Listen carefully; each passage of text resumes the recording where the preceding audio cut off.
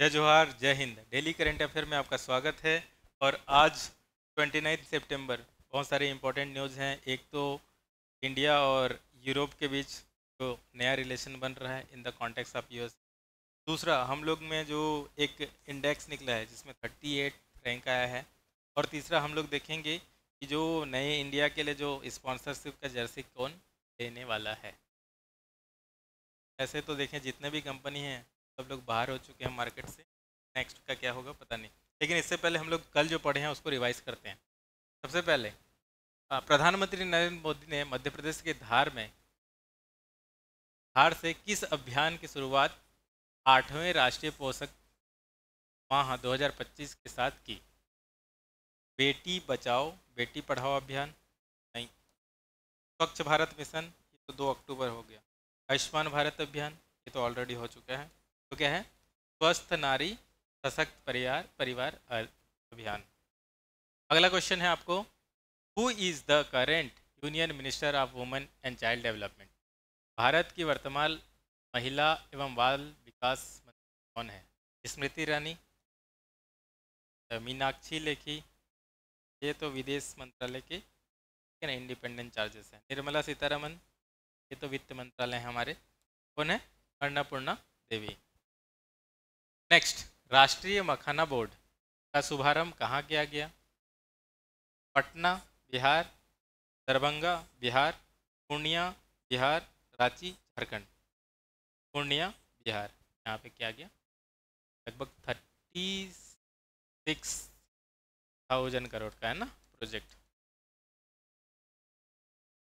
मखाना क्या है कि मखाना एक होता है, मखाना खाने का होता है। हाँ, और पौष्टिक भी बहुत ज़्यादा होता है। एक आपको जो मुर्रा टाइप का थोड़ा सा होता है, ठीक है, और इसमें थोड़ा घी के साथ डालोगे तो बहुत अच्छा भी लगता है। हाँ, तो लेकिन उसका जो है प्रोसेस बहुत टफ थोड़ा सा, क्योंकि उसमें क्या है कि पानी के अंदर उसका जैसे कमल रहता है ना, वो ऐसे रहता है, फिर उसको जाके निकालना रहता है, फिर उसको खाना रहता है, फिर उसको करना, प्रोसेसिंग बहुत टाइम लगता है उसके लिए। एक वो बनाया है, प्रोसेसिंग यूनिट बनाया है। नेक्स्ट है क्वेश्चन, इंस्पायर अवार्ड 2025 में पहला स्थान किसे प्राप्त हुआ, यानी कौन से स्टेट या फिर डिस्ट्रिक्ट को? और इंस्पायर का फुल फॉर्म क्या है? इंस्पायर में अवार्ड पटना ने जीता है, और इसका full form innovation in science pursuit for inspired research. दूसरा दरभंगा ने, तीसरा मुजफ्फरपुर, चौथा रांची। इंस्पायर जो जो स्कीम है उसमें कौन जीता है? मुजफ्फरपुर। और इसका जो फुल फॉर्म होता है innovation in science pursuit for inspired research. मतलब अर्ली, पहले से ही हम लोग को कौन पीएचडी कर सकता है, कौन रिसर्च कर सकता है, उसके लिए क्या है, जो ministry of science and technology है ना, विज्ञान और प्रौद्योगिकी विभाग है भारत सरकार का, ये लॉन्च किया है। आंसर हो जाएगा सी।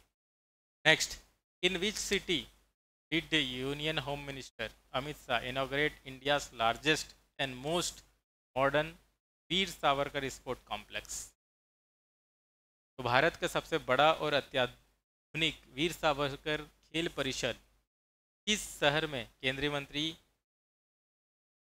केंद्रीय गृह मंत्री अमित शाह द्वारा उद्घाटित किया गया? मुंबई में? नहीं। अहमदाबाद? यस। दिल्ली गलत है, पुणे गलत है, अहमदाबाद। नेक्स्ट है, स्पीड स्केटिंग विश्व चैंपियनशिप 2025 में भारत के लिए पहला स्वर्ण किस? नीरज चोपड़ा, ये तो जेवलिन थ्रो वाले। आशीष कुमार नहीं, हरप्रीत सिंह नहीं है, ये क्या है? आनंद कुमार वेल कुमार। पापा का नाम होगा साउथ इंडिया ऐसे। फ्रीडम इज 2025 त्रिपक्षीय सैन्य अभ्यास किन देशों के बीच शुरुआत हुआ? Bharat, Japan, America? नहीं, ऐसा नहीं है। फ्रीडम इज हम लोग ने नहीं किया। भारत, अमेरिका और जापान तीनों मिलके कौन सा अभ्यास करते हैं, तो पता है?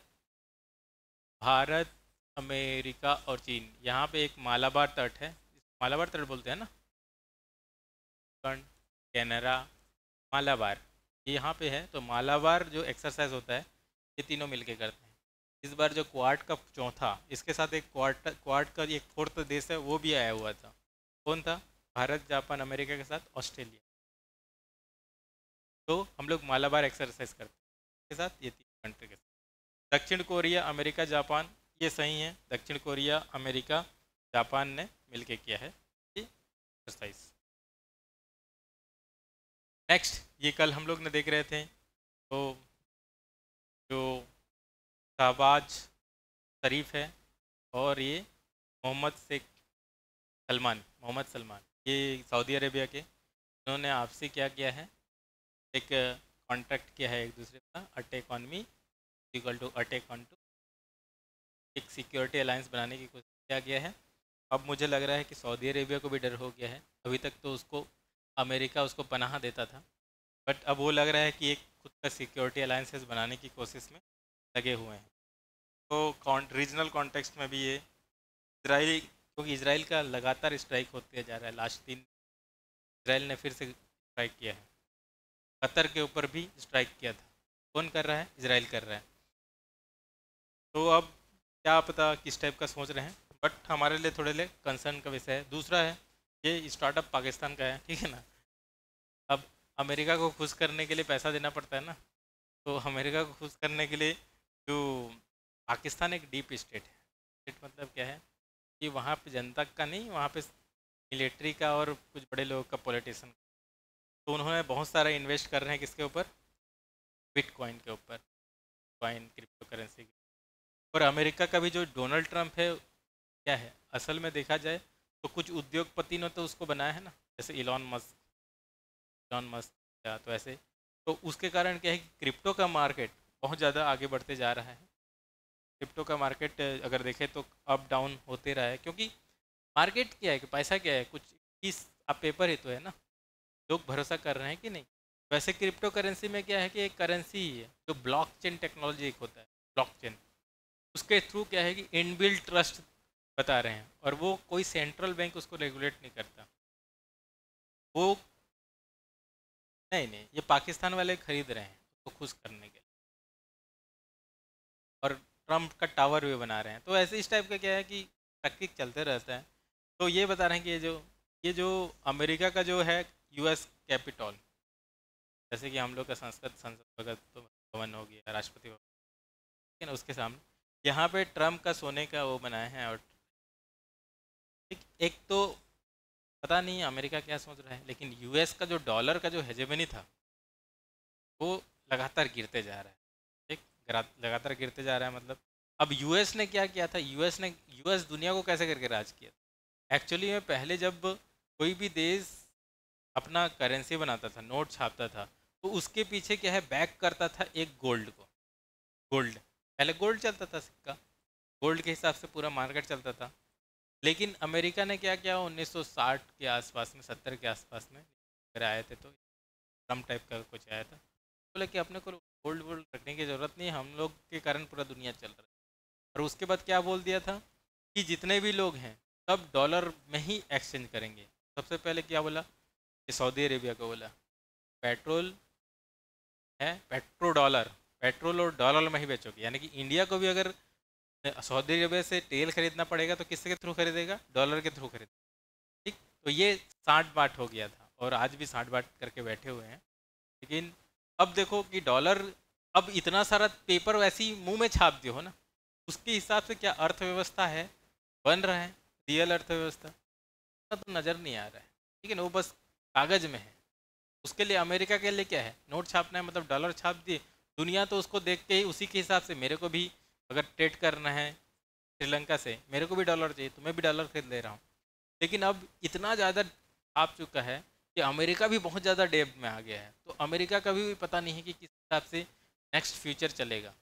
तो उन्होंने क्या है कि जो बिग टेक जो एम्पायर्स है ना, वो लोग क्या है कि ब्लॉकचेन को एक होप देख रहे हैं, और क्रिप्टो करेंसी के थ्रू भी आगे बढ़ने की कोशिश कर रहे हैं। तो इसी कारण क्या है कि जब ट्रम्प आता है उसके बाद बिटकॉइन और बढ़ जाता है। लेकिन बिटकॉइन या फिर जो क्रिप्टो करेंसी का मार्केट लगभग अभी फ़िलहाल 4 ट्रिलियन के आसपास है। मतलब भारत के जितना अर्थव्यवस्था है उसके आसपास ही मार्केट चल रहा है। लेकिन इसमें जो बात हो रही है कि इलिसिट, गलत तरीके से पैसा इधर उधर जा रहा है, ब्लैक मार्केटिंग, मनी लॉन्ड्रिंग हो, ठीक है ना। हम लोग ने भी बैन कर दिया था, फिर ओपन है।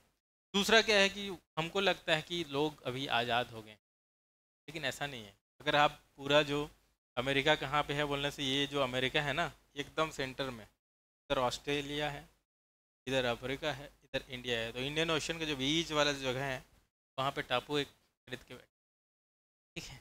उसके बाद क्या है कि एक टैगोस, टैगोस, हाँ, डियागो गार्सिया, टैगोस आइलैंड है, ठीक, सेसिल का है, मॉरिशस के, ठीक है ना, मॉरिशस का के पास में है। और वहाँ पे आज भी क्या है कि जो ब्रिटिश है नहीं गया है, अपना बेस बना के रखा है और लीज पे है। तो ब्रिटिश क्या कर रहा है, वो तो इतना पावरफुल नहीं रहा, तो वो अपना जो लीज है वो अमेरिका को बेचने के लिए बात कर रहा है। लेकिन जो ब्रिटिश, जो मॉरिशस के जो प्राइम मिनिस्टर हैं, इंडिया में आए थे और भारत को बोले कि एक काम करो, यहाँ पे जो एरिया है, ठीक है ना, इस टेरिटरी में यहाँ पे तो आज़ादी होगा तभी तो आएगा ना, खाली कराओ और हमको देने के लिए गुहार करो, इस टाइप का थोड़ा। तो हम लोग ने फिर अभी एक अच्छा न्यूज़ यह है कि इन्होंने एक जो डेगो ग्रासिया के आसपास में एक सैटेलाइट जो स्टेशन हम लोग बनाए हैं, उसके लिए एक न्यूज़ है। और एक बहुत अच्छा, आप पावरफुल हो तब जाके तो उस जगह को पहुंचने की कोशिश कर रहे हो, नहीं तो अभी तक छोड़ के नहीं गए थे, ठीक है ना। एक माइलस्टोन है कि डीकोलोनाइजेशन इस रीजन पे हो रहा है। और उन्होंने अ, हम लोग एक सैटेलाइट जो स्टेशन एक बना रहे हैं रिसर्च के लिए ही, पर्पस ही से। उपनिवेशवाद था, तो उसके बाद जो स्वतंत्रता के आंदोलन, उपनिवेशवाद में क्या हुआ था, कॉलोनी बनाए थे, उपनिवेश बनाए थे। तो उपनिवेश में क्या हुआ था कि दूसरे कॉलोनी में एक जो देश है, एक देश गया दूसरे देश का पूरा रिसोर्सेस यूज़ कर रहा है और उसको वापस में कुछ नहीं। जैसे कि अंग्रेज ने हमको क्या है, कोलोनाइज किया था। डीकोलोनाइज मतलब हमने फिर अपना फिर से अपना जो पॉलिटिकल इकोनॉमिकल फ्रीडम लिया था, यानी कि कोई दूसरा मेरे बिहाफ में पॉलिसी बना रहा है। नेक्स्ट जो है कि अब देखो उथल पुथल पूरा दुनिया में चल रहा है, और उसमें क्या हो रहा है कि अब फाइनली ईयू को फिर से याद आ गई, और भारत और ईयू के बीच अभी एक स्ट्रेटजिक क्या है, एक रणनीतिक तौर पे एक आ, रणनीतिक आप बोल सकते हो कि साझेदारी हो रही है, जिसमें रक्षा, व्यापार, प्रौद्योगिकी का और ऊर्जा का। तो ये बहुत इम्पोर्टेंट है, क्योंकि जनरली पहले यूरोप अमेरिका के हिसाब से चलता था, लेकिन अब यूरोप को भी लगना शुरू हो गया है कि जिस हिसाब से ट्रम्प कर रहे हैं भरोसा नहीं कर सकते, तो अपना इंडिपेंडेंट पॉलिसी बनाने की कोशिश कर रहे हैं। और इंडिया ही एक कंट्री है जिसने दबाव अभी तक, फिर से रिसेंटली हम लोग ने कल पढ़ा था कि हमने क्या किया है, एक एक अ, चाबहार पोर्ट में हम लोग ने एक, कल के या परसों में पढ़ा था, चाबहार पोर्ट से हम लोग अ, ईरान से हम लोग सेंट्रल एशिया जा रहे थे, है ना, एक एक्सेस हम लोग को मिल गया था। लेकिन अमेरिका ने फिर से हमको सैंक्शन लगाने की बात की है कि चाबहार पोर्ट से ट्रेड जो भी करेगा, जो भी कंपनी, मैं सैंक्शन कर दूंगा, ठीक। लेकिन हम तो देखते हैं माने नहीं माने। दूसरा जो एक कंट्री है डेनमार्क, डेनमार्क कहाँ की कंट्री है, ये भी कहाँ के, यूरोप की कंट्री है। और उसने भी हमारे साथ क्या है कि ग्रीन स्ट्रेटेजिक पार्टनरशिप करने की बात की है। क्या है कि यूरोपियन लोग थोड़ा सोफिस्टिकेटेड होते हैं, अलग अलग तरीके से जुड़ना चाह रहे हैं, लेकिन जुड़ना चाह रहे हैं, लेकिन ग्रीन स्ट्रेटेजिक पार्टनरशिप के लिए मतलब क्या है कि जितने भी व्यापार करेंगे अक्षय ऊर्जा और जलवायु परिवर्तन में, क्योंकि अमेरिका जब से आया है जलवायु परिवर्तन को बड़ा सीरियसली ले नहीं रहा है, क्योंकि उसको इंडस्ट्रियलिस्ट को थोड़ा सा फेवर करते हैं, इंडस्ट्री लोग।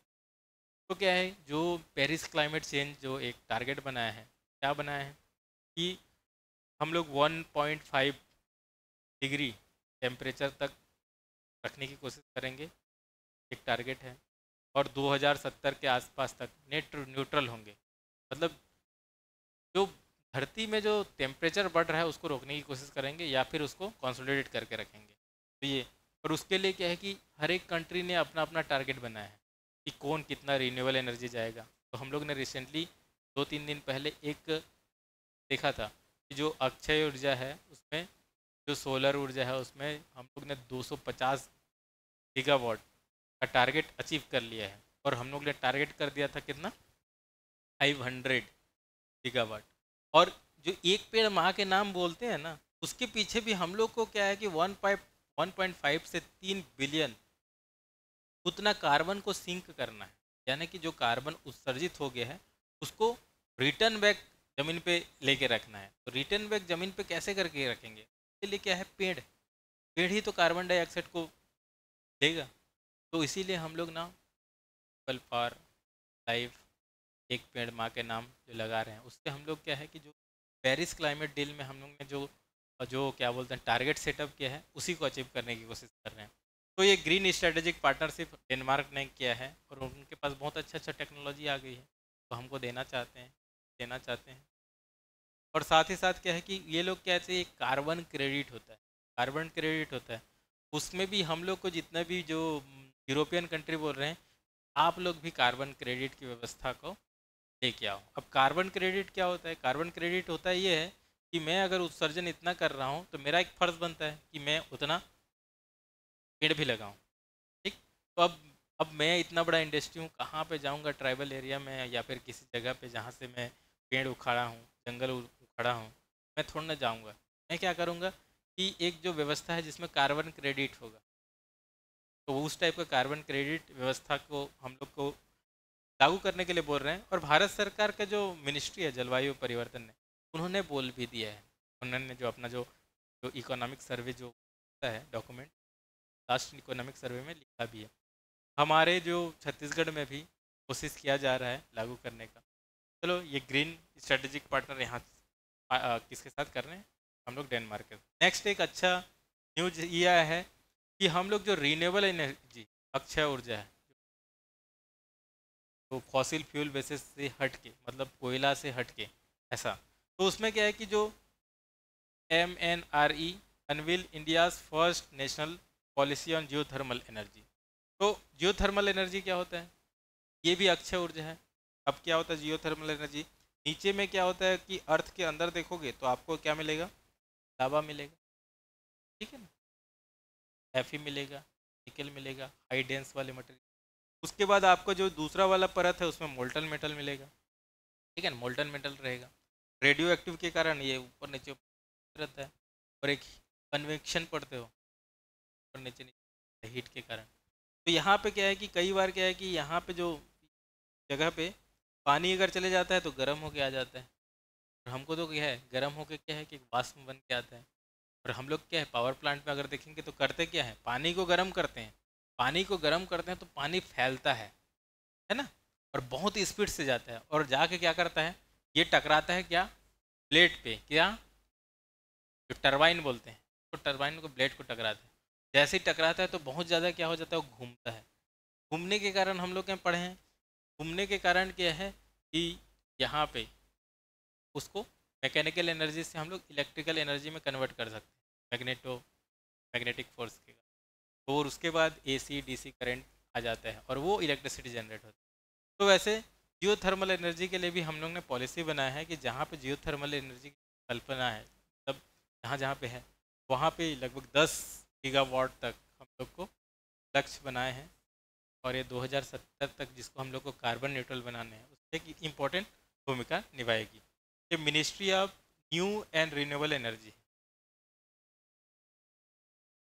अगला है, ये इम्पोर्टेंट न्यूज़ है और अच्छा न्यूज़ है कि जो भारत ने जो ग्लोबल इनोवेशन इंडेक्स है उसमें 38 स्थान पहुंच गए हैं। हम तो चाहते हैं टॉप 10 में जितना जल्दी जल्दी आए। इनोवेशन और नवाचार बहुत ही ज़्यादा इंपॉर्टेंट हो गया।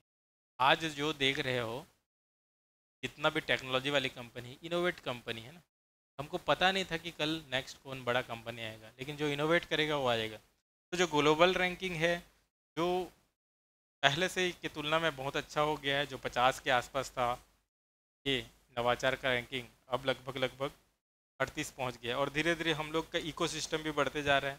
और स्पेसिफिकली जब हम लोग बोलते हैं कि अमेरिका पावरफुल क्यों है, पावरफुल ये है टेक्नोलॉजी के माध्यम से क्योंकि उसके पास यूनिवर्सिटीज़ ज़बरदस्त, क्या है, ज़बरदस्त है, यूनिवर्सिटीज़ ज़बरदस्त। और उस यूनिवर्सिटीज़ में क्या होता है, उस यूनिवर्सिटीज़ में रिसर्च होता है। तो यूनिवर्सिटीज़ में क्या होता है, नया नया सोच वाले थिंकिंग करते हैं और कुछ ना कुछ बनाते हैं। जैसे कि अवतार मूवी देखोगे, इस लेवल का टेक्नोलॉजी बना है। और हम लोग का गगनयान वाला अच्छा मूवी था, कोई दिक्कत नहीं है, लेकिन दोनों में डिफरेंसेस हम लोग को दिखेगा मूवी बनाने में, ठीक है। लेकिन टेक्नोलॉजी के माध्यम से मॉम बहुत कम पैसा में इतना अच्छा था, ठीक है ना, उसकी बात नहीं कर रहा हूँ। तो ऐसे तो इनोवेशन आपको क्या करता है कि अग्रणी, और इनोवेशन करोगे तो कुछ नया करोगे तो उसको क्या करोगे आप, पेटेंट कराओगे। क्या कराओगे, पेटेंट कराओगे। और उसके बाद आपको क्या है कि लाइसेंस मिल जाएगा कि 20 साल तक जो भी प्रोडक्ट सोचे हो आप ही बनाओगे। तो क्या है कि मार्केट में आपका कोई कंपटीटर नहीं बचेगा। तो एक्चुअली में होता क्या है कि अमेरिका के जो यूनिवर्सिटीज़ है एक्चुअली पूरा रिसर्च वही लोग करते हैं। और जहाँ पे नया टेक्नोलॉजी आ रहा है, नया शिक्षा आ रहा है, मैं बताया था हिस्ट्री, उससे ज़्यादा पैसा जनरेट होगा, ज़्यादा पैसा जनरेट होगा, ज़्यादा पॉलिटिक्स आएगा। पॉलिटिक्स में रहोगे तो तुम्हारा जो कल्चर है वो प्रमोट करोगे, और वो प्रमोट होता है, ठीक। तो इस टाइप से नवाचार बहुत इंपॉर्टेंट हो गया है, और हम लोग भी जो न्यू एजुकेशन पॉलिसी है उसके माध्यम से नवाचार को हम लोग बढ़ावा देने की कोशिश कर रहे हैं। साथ ही में एक बहुत सारे अच्छा स्कीम है, फायर स्कीम कल ही देखे हैं। नेक्स्ट है जो क्रिकेट टीम का जो नया जर्सी कौन बन गया है, स्पॉन्सर कर रहा है, अपोलो टायर्स। कौन, अपोलो टायर्स। इस पे पहले अगर देखा जाए तो जितने भी जर्सी में आए हैं वो सब लोग बंद हो गए हैं या फिर बाहर चले गए हैं। सहारा इतना बड़ा इंस्टीट्यूट था, लगभग 10 साल 20 साल सहारा से ही हम लोग देखते थे, लेकिन उसके जो चीफ है सुब्रत रॉय, जेल में ही शायद डेथ हो गया। दूसरा क्या है, ओप्पो, गलवान वैली इंसिडेंट के साथ ये चाइनीज़ कंपनी, इसको हटा दिया गया। उसके बाद बाइजू एजुकेशन टेक्नोलॉजी कंपनी, इतना मार्केटिंग किया, पैसा, ठीक है ना, 15 बिलियन, कितना, 15 बिलियन का वैल्यूएशन। 15 बिलियन का मतलब समझते हो, 1 बिलियन का मतलब कितना होता है, 100 करोड़। 1 बिलियन मतलब 100 करोड़, 15 बिलियन मतलब 1500 करोड़। और ये भी डॉलर में, डॉलर मतलब फिर 80 मल्टीप्लाई कर दो, इतना बड़ा कंपनी 5 साल में ख़त्म हो गया, ठीक। ऐसा हो सकता है कि वो लोग जो है, जो अभी जो आईपीओ और जो एंट्रप्रेन्योरशिप और स्टार्टअप कल्चर में कर क्या रहे हैं, वैल्यूएशन तो बढ़ाए जा रहे हैं बस, है ना, पेपर वाले हैं, क्योंकि सर्विस सेक्टर है, हमको पता नहीं है प्रोडक्ट कैसे है, कौन सा दिखता है। वो बोल दिया कि हाँ भाई गूगल यूज़ कर ले, अच्छा है, यूज़ कर रहे हैं, ये यूज़ कर लिया, अच्छा है, यूज़। उसके बाद एक ड्रीम इलेवन था तो अभी ख़त्म हो गया, जब सरकार ने बोला कि ये यदि यहाँ पे भी बहुत बड़ा गेम खेल रहे थे लोग। क्या गेम खेल रहे थे कि भैया ये स्ट्रेटेजिक गेम है, बाद में पता चला कि स्ट्रेटेजिक क्या है, गैमलिंग ही तो है बहुत सारे। हमको क्या पता है कि कौन कैसे मारेगा रन, कौन क्या मारेगा, एक बना दिया फॉर्मेट, ठीक है ना। जो कहते थे विराट कोहली बिना चल नहीं सकता, चल रहे हैं ना हम लोग। तो ऐसे अभी नया जो जो स्पोर्ट्स के लिए जो आए हैं, कौन है, स्पॉन्सरशिप अपोलो टायर, ठीक है। एक टायर होता है उसका नाम है एमआरएफ, जानते हो,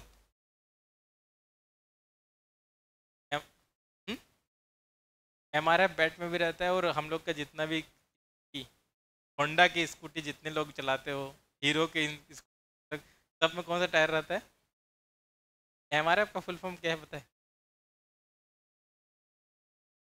और इसका जो शेयर प्राइस लगभग 1 लाख रुपए चल रहा है एक शेयर, ज़्यादा हो गया ना।